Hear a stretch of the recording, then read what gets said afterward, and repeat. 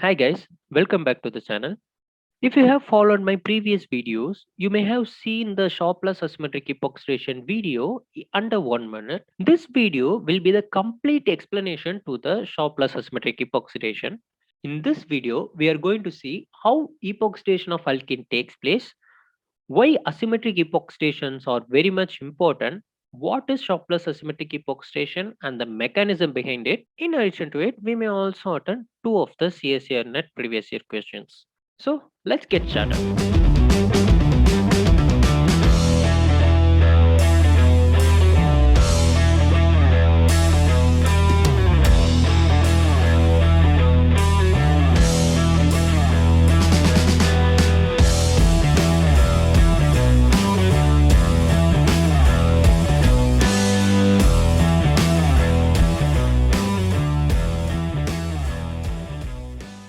In the normal epoxidation of alkenes, we will use percarboxylic acids as our oxidizing agent to oxidize alkenes to epoxides.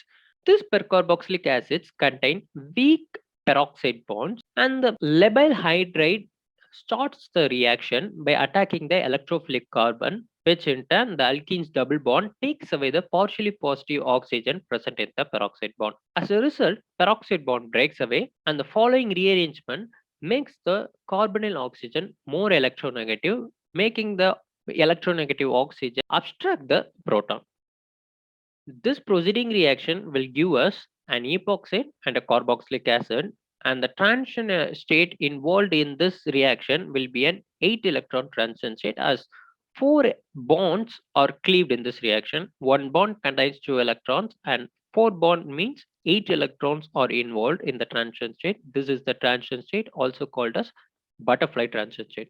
Our original problem arises when we need to produce chiral epoxide. If we desire to produce chiral epoxides, we will always result with its enantiomer product. Our product mixture now contains two enantiomers.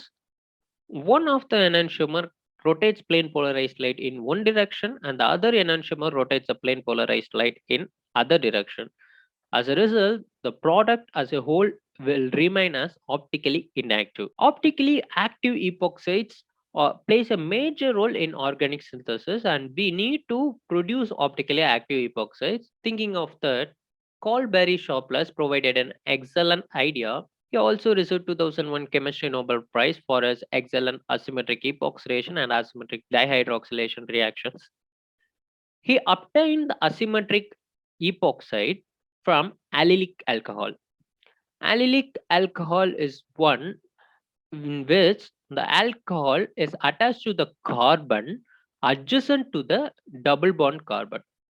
If this alcohol is attached to the double bond carbon, we may call it as vinylic alcohol. But this alcohol is attached to a carbon adjacent to the double bond carbon. This is the allylic position. So we call it as allylic alcohol. So Colberry Shawplus obtained epoxy alcohols from this allylic alcohol, and most importantly, he obtained enantiomer selectivity. He obtained only one of the enantiomer, not both the enantiomers.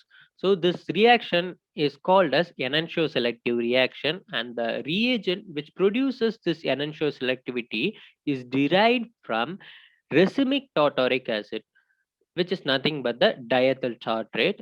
As this is the racemic diethyl tartrate, it may exist in two forms as enantiomeric forms. One is minus diethyl tartrate, another one is plus diethyl tartrate. If we use minus diethyl tartrate, the minus diethyl tartrate gives the oxygen required for our oxidation of alkene from top of the alkene's plane, which gives us this product. And in turn, the plus diethyl tartrate will provide oxygen for the oxidation of alkene from below the plane of the alkene to give us this product. This reaction as a whole, we call it as Shawplus asymmetric epoxidation. The reagents involved in the Shawplus asymmetric epoxidations are: number one, tertiary butyl hydroperoxide, which is our oxidizing agent. Next is not the reagent, but our catalyst, titanium tetraisopropoxide, which is our catalyst. and the diethyl tartrate which produces the enantioselectivity, so it is called as enantioselective reagent. As we have seen earlier, this reaction may proceed through two steps, one with minus diethyl tartrate and the other with plus diethyl tartrate. Minus diethyl tartrate provides our oxygen required for epoxidation from above the plane, and the plus diethyl tartrate will provide the oxygen below the plane of alkene, giving the separate enantiomeric products. The mechanism involved in this Short-plus asymmetric epoxidation is a imaginative mechanism. No detailed mechanisms have been found as far as now. In this imaginative mechanism, catalyst titanium tetrapropoxide will react with the diethyl tartrate. In this mechanism, I have chosen minus diethyl tartrate. You may also try this with plus diethyl tartrate. This is a normal acid-base reaction. Minus diethyl tartrate contains two alcohol groups which can act as acid, give away the protons, and the catalyst contains isopropoxide, which is a very strong base. They can abstract the protons. We have four acid acceptors, but only two acid donors. So two molecules of isopropoxide will abstract the protons from diethyl tartrate to give us this step. This molecule is a coordinatively unsaturated one, meaning it is free to attack from this side and this side, from below and above. As it is an coordinatively unsaturated one, we may also call it as labile complex. To make it inert, we have to make this molecule a saturated one. Lone pair present in the carbon and oxygen will form a coordinative bond to make the square planar geometry to square pyramidal geometry. Still, it is coordinatively unsaturated. But in this step, we are going to provide the oxidizing agent tertiary butyl hydroperoxide, which is also an acid, contains an alcohol functional group, and we have two base to abstract the proton. One molecule of isopropanol will get eliminated to give this molecule, and the lone pair in the peroxide bond oxygen will form a coordinatively will form a coordinate bond with the titanium to provide the saturated structure of this molecule. And in the next step, we are going to react our allylic alcohol, which also contains an alcohol functional group, will act as an acid. So isopropanol will get eliminated to form this kind of molecule. This molecule looks very similar to us. The alkene is present near to the peroxide bond. So the weak peroxide bond breaks to give away the oxygen required for the epoxide, and the further rearrangement will gives us this molecule. Now that we have eliminated four molecules of isopropanol, any one of the isopropanol may come to react with this molecule. So as it contains two bases, an isopropanol contains a alcohol group, it can act as acid, it can give away with the proton, and we have two alkoxides. One of the alkoxide can get the proton and leave the molecule. So in this case, the epoxy alkoxide will abstract the proton and leave the molecule as epoxy alcohol, which is our required product.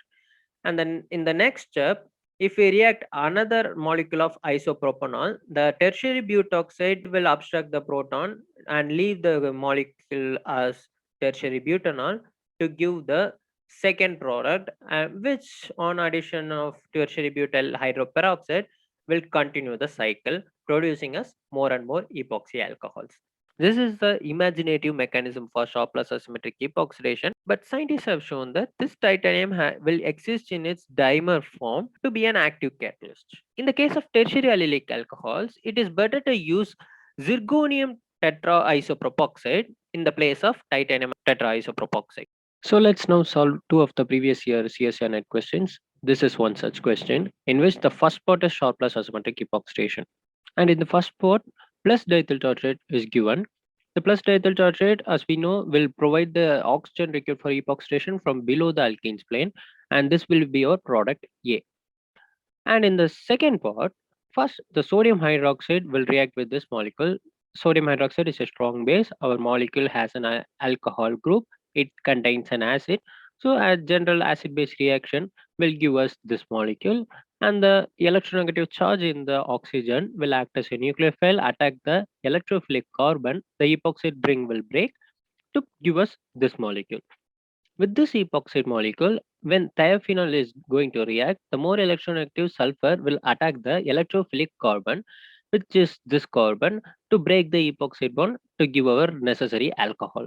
Note that thiophenol won't react with this carbon because if the sulfur attacks this carbon, the alcohol so formed will be primary alcohol. Primary alcohol are restable compared to the secondary alcohol so formed.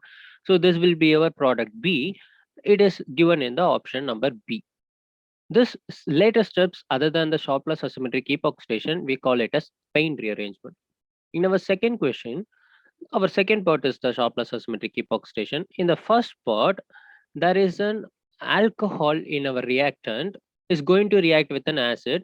The oxygen in the alcohol has a lone pair. It will obstruct the proton from the acid, forming a water molecule like this. Water molecule, as we all know, is a good leaving group, and the tetrabutyl amino fluoride is also going to react with our next step molecule.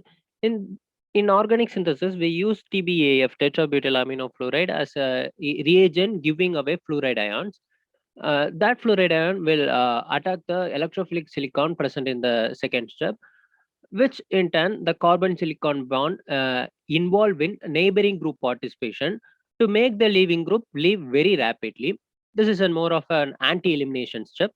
So it will give us this allylic alcohol molecule. With this allylic alcohol, if we do Sharpless asymmetric epoxidation with plus diethyl tartrate, as given in the question, the plus diethyl tartrate will give oxygen from below the alkenes plane, will give us this product B. It is given in the option 1. So these are my references for this particular video. If you like this video, please like, share, comment, subscribe, hit the bell icon, and I will see you guys in the next one. Thank you.